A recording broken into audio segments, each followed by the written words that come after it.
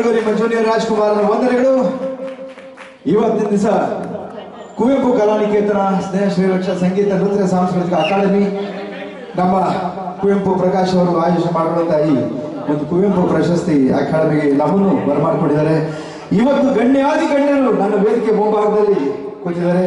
ಸಾರಾ ಗೋವಿಂದಣ್ಣವರು, ಚಿನ್ನೇಗೌಡರು, ಹಾಗೆ ರೋಹಿತಾಶ್ವ ಅವರು, ಹಲವಾರು ಇಲ್ಲಿ ಡಿಗ್ರಿ ನಾಗರಾಜ್ ಅವರು, ಹೊನ್ನವಳ್ಳಿ ಕೃಷ್ಣ ಅವರು, ಹಾಗೆ ನಮ್ಮ ಜನಪದ ಸಂಗೀತ ಲೋಕದ ದಿಗ್ಗಜರು ಇಲ್ಲೆಲ್ಲರೂ ಇದ್ದಾರೆ.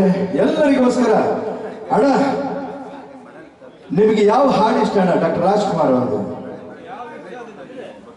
ಓಕೆ, ಯಾಕಂದ್ರೆ ನಾನು ಅಪ್ಪಾಜಿ ಅವರು ಬಂದಿರೋದೇ ಜನರಿಂದ ನಾನು ಮೇಲೆ ಬಂದೆ ಈ ಹಾಡನ್ನ ಪ್ರಸ್ತುತಪಡಿಸ್ತಾ ಇದ್ದೀನಿ.